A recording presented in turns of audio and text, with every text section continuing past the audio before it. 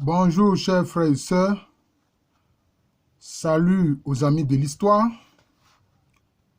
Déjà par anticipation, je vous souhaite une bonne et heureuse année 2020. Oui, je salue particulièrement ceux qui aiment les vidéos historiques que je fais. Que le bonheur soit votre partage, mais que la pleine confiance dans l'espérance que Dieu donne soit aussi votre partage. Je voudrais aborder un sujet qui est encore délicat, parce que quand je parle des événements historiques douloureux qui concernent l'histoire de nos peuples, il y a des personnes qui s'en plaignent. Non. En disant que non, ça va contre la cohésion sociale. Non, pas du tout. Est-ce que nous ne savons pas que les Européens, là, ils ont eu à faire la traite négrière, qu'ils ont fait la colonisation et que même ils poursuivent dans le néocolonialisme, comme certains pays, notamment la France. Je veux dire surtout les dirigeants français. Vous voyez? Mais est-ce que nous ne parlons pas avec eux? Est-ce que nous leur jetons la pierre? Non. Mais l'histoire des hommes est faite d'événements heureux et d'événements douloureux. Donc parler des événements douloureux, c'est pour tirer les leçons de l'histoire. L'histoire, c'est pour qu'on tire des leçons. C'est pour ça que l'histoire est fondamentale. Alors aujourd'hui, je voudrais donc aborder un sujet délicat qui concerne le pays Avikam, c'est-à-dire le pays de la région actuelle de Grand Laou, qu'au moment du commerce avec l'Europe, notamment les périodes du 15e, 16e siècle, 17e, 18e siècle, les Européens appelaient Cap Laou, notamment Grand Laou était appelé Cap Laou. Donc je vais parler d'un aspect assez douloureux de l'histoire des Avikam. Il faut dire que entre la deuxième moitié du 18e siècle et le 19e siècle, le pays Avikam a connu des conflits. J'ai fait déjà une vidéo sur le peuplement Avikam. Donc, je ne reviens pas là-dessus. Il y avait différents sous-groupes dans l'Avikam qui ont peuplé l'Avikam. Et d'ailleurs, ces sous-groupes existent encore. Alors, durant cette période-là, donc, il va y avoir un conflit entre les Kpanda, qui sont notamment à Kpandadon, et ils appartiennent à la migration Akpafou, Ga, Krobu, Adélé, Avatim, qui s'est produit au XVIIe siècle. Et ils vont avoir des conflits avec les Afais. J'en donnerai les détails. Il y aura aussi un conflit toujours entre les Kpanda et les Lipilaciers. J'espère que je prononce correctement ce nom.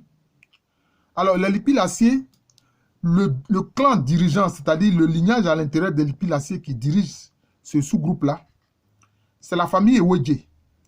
D'ailleurs, le clan Ewedje, on les trouve donc au sein du clan Lipilacier en pays Avikam, mais aussi en pays Abidji, en pays Abé. Vous voyez, ce clan Ewedje là. Voilà. Et donc, ce conflit a fait que certains Lipilaciers ont dit se réfugier à Groguida. D'ailleurs, c'est un mot en langue dida qui veut dire arriver là en pirogue. D'ailleurs, leur ancêtre Ewedje, a séjourné à Groguida. Ils ont séjourné à Groguida.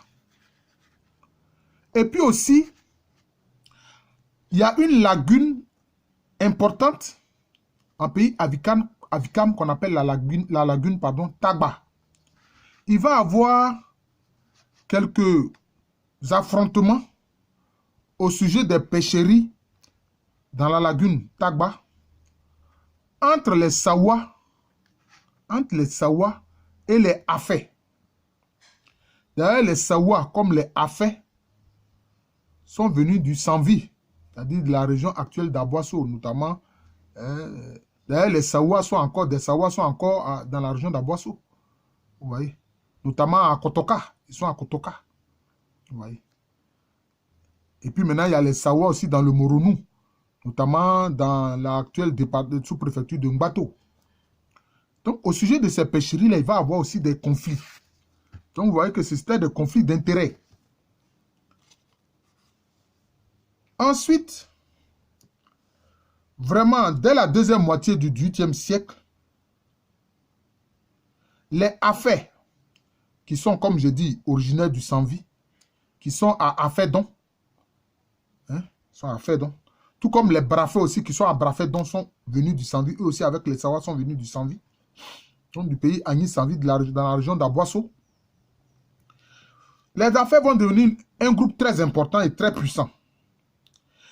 Mais, face à leur domination dans l'espace Avikam, ils trouvaient que le clan Bobi, qui est un clan qui est à l'intérieur du sous-groupe Panda, tentait de leur tenir tête. Et ça, cela ne plaisait pas aux Afais. Et donc, ils vont mener une répression.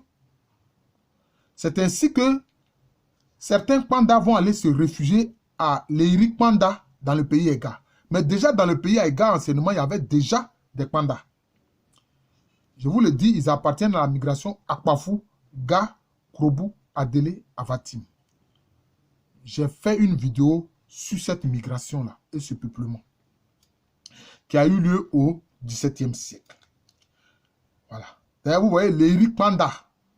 Pandadon, c'est le même nom. Voilà. C'est comme ça. Donc, ils n'étaient pas contents que les pandas leur résistent. Et cette répression donc des affaires contre les pandas ont fait que d'autres pandas sont allés même jusqu'en pays Bété, notamment dans la région de Soubré, où ils ont créé le village de Pada. Vous voyez, vous savez que le son 1, dans les langues Bété, il est très difficile pour eux de prononcer le son 1. Ils remplacent toujours ça par le son A. Donc, au lieu de dire Panda, ils ont dit Pada. Donc, les Bété de Pada, dans la sous-préfecture actuelle de Soubré, là, sachez que vous venez de Panda, dans la Vikam. Voilà. D'ailleurs, c'est pour ça que j'ai fait une vidéo sur les relations anciennes entre Kourou et Akan. J'en parle aussi dans cette vidéo-là. Et puis, les Afais, pour tenir, disons, leur rang de groupe le plus puissant, tenaient 2 forteresses lagunaires. Parce que quelquefois, dans les lagunes, il y a des îles lagunaires. Ils avaient 2 forteresses sur 2 îles lagunaires qui sont Agbangbe et Ngbonois. Agbangbe et Ngbonois. Ce n'est pas facile à prononcer. Et puis, puisque les pandas, disons, leur tenaient tête, mais ils se sont livrés à un contrôle démographique des pandas. Ah oui, c'est ce que les affaires ont fait. Quand les femmes pandas tombaient enceintes, ils les enlevaient. Ils les enlevaient. Voilà. Pour contrôler la démographie des pandas. C'est ce que les affaires faisaient. Et puis, il va y avoir une réconciliation. Il va y avoir une réconciliation. Certains exilés pandas, à la suite de cette réconciliation, vont pouvoir revenir en pays Avikam. Et à la suite de cette réconciliation, il va y avoir des rituels, etc., de réconciliation. Et les pandas exilés ont dû verser de la poudre d'or, notamment aux Afais. La poudre d'or, qui, vous le savez, est la monnaie ancienne des peuples africains. Pas seulement des Akans, mais des peuples africains. Quand Massa Kankou Moussa a fait son pèlerinage, lui, il était l'empereur du Mali, mais c'est avec la poudre d'or qu'il allait au Moyen-Orient. Voilà. Et puis, malheureusement, cette réconciliation va être rompue par un événement. C'est que les Afais se sont rendus compte qu'un homme au sein des pandas, qu'on appelle Adje Zegbe Aoussou, est devenu vraiment un guerrier brave. Et ça, cela les inquiétait. Vous avez vu déjà qu'ils cherchaient à contrôler la démographie des pandas. Maintenant qu'ils voient encore qu'un guerrier farouche a surgi au sein des pandas, ils cherchaient à l'éliminer. Ils cherchaient à assassiner Adje Zegbe Aoussou, qui par sa mère est panda. Donc, puisqu'ils sont matrilinéaires, donc lui, par sa mère, il est panda. Il est panda, disons, du sous-clan Mwakou. Du sous-clan Mwakou. Mais il se trouve que Son père était Afé. Son père s'appelle Adjé Zégbé. Lui, il était Afé. Et donc, il a informé son fils, Adjé Zégbé Aoussou, du complot pour l'assassiner. Il a informé son fils. Et ça, bien sûr, cela n'a pas plu aux Afé, qui ont voulu d'ailleurs éliminer Adjé Zégbé. Ce dernier a dû fuir, quitter le pays à Vikam pour aller se réfugier en pays Haïti, notamment à Tiagba. Alors, devant ce conflit qui est relancé, eh bien, tous les clans au sein du groupe Okwanda, c'est-à-dire les Bobi, les Djebré, les Mouakou, les Gbengben, vont former une coalition militaire.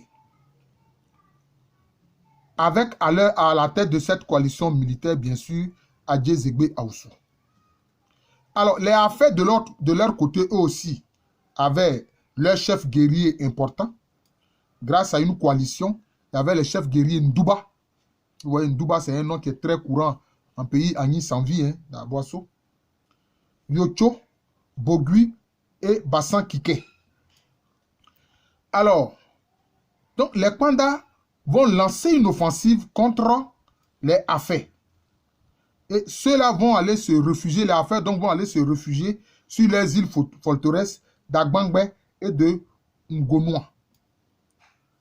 Mais malheureusement pour eux, l'un de leurs chefs guerriers très importants qu'on appelle Bassan Kike va être tué. Voilà, il va être tué. Et puis, alors, il y aura comme une guerre qui sont des escarmouches, hein, des escarmouches. Pendant longtemps, il y aura des escarmouches entre les Kwanda et les Afé. Jusqu'à ce qu'un autre guerrier au sein des Kwanda émerge. On l'appelle Ado Leba. C'est ainsi que Ado Leba va relancer l'offensive. Et il va donner l'assaut à ces deux forteresses lagunaires sur lesquelles étaient réfugiés les guerriers Afé. Voilà. Et puis, il va parvenir à éliminer deux chefs guerriers importants des Afé, notamment Ndouba et puis Biachou Djeke. Voilà. Et finalement, il va arriver à prendre, à occuper ces deux îles forteresses sur lesquelles, qui sont deux places fortes que tenaient les Afé. Voilà. Et à la suite de cette défaite des Afé, bien sûr, certains Afé vont se réfugier en pays Abidji. C'est ainsi qu'ils vont aller créer Afébi en pays Abidji. Afébi qui veut dire village des Afé. Dans la Vikam, leur gros établissement, c'est Afédon. Donc, ils vont aller se réfugier à Afébi, en pays Abidji. Et puis, les alliés Brafé, qui sont sans vie d'origine comme eux, Agni sans vie d'origine comme eux, vont aller aussi se réfugier. Certains vont aller se réfugier en pays Abidji, où ils vont créer Brafébi. Mais leur village en pays Avikam est encore là, on appelle cela Brafédon. Voilà. Donc, c'est ainsi. Et c'est ainsi que donc ce conflit entre Avikam va prendre fin, disons, au début du 19e siècle. Et donc, on peut dire que cette guerre s'achève avec la victoire des Kwanda, grâce à leur coalition et aussi grâce au leadership militaire d'Ado Leba, qui va alors être celui qui va assurer la sécurité et la défense du pays Avikam dans l'intérêt de tous. Mais finalement, bon, ils vont finir par cohabiter. Voilà. Et tous ces clans-là sont encore en pays Avikam. Les Kwanda, les Afé, les Brafé, les Sawa, les Lipilassier, hein, et puis les Akuri. Vous voyez que les Akuri n'ont pas pris part à ces conflits-là. Je vous remercie. Je suis le professeur Alou Kwame René. L'historien ne cherche qu'une chose, la vérité historique. C'est mon cas. Et quand je me trompe de bonne foi. Que nos frères acceptent quelquefois les vérités historiques qui sont difficiles. Mais c'est ainsi. Donc, c'est un pan difficile de l'histoire des Avicam. Je vous remercie. Comme je l'ai dit, je suis le professeur Aluko René, professeur titulaire d'histoire à l'université Félix Houphouët-Boigny. J'enseigne au département d'histoire de cette université-là. Alors, cette université se trouve à Abidjan, dans un pays appelé Côte d'Ivoire. Je souhaite la paix à la Côte d'Ivoire, une entente entre les acteurs politiques. Et je voudrais leur dire que dans la gouvernance traditionnelle africaine, le pouvoir était toujours collégial. Il n'y avait pas de partis d'opposition, etc. Mais ce n'était pas une forme de parti unique, non. C'est-à-dire, c'était une cohésion dans laquelle tout le monde participe à la gestion du pays. C'était comme ça dans le système. Et c'était un système très décentralisé. J'ai fait des vidéos sur la gouvernance ancienne en Afrique. Vous pouvez regarder ces vidéos-là. Je souhaite donc la paix à la Côte d'Ivoire. Que tous ceux qui sont croyants en Dieu prient pour cette paix en Côte d'Ivoire, pour les Ivoiriens, pour tous ceux qui habitent la Côte d'Ivoire.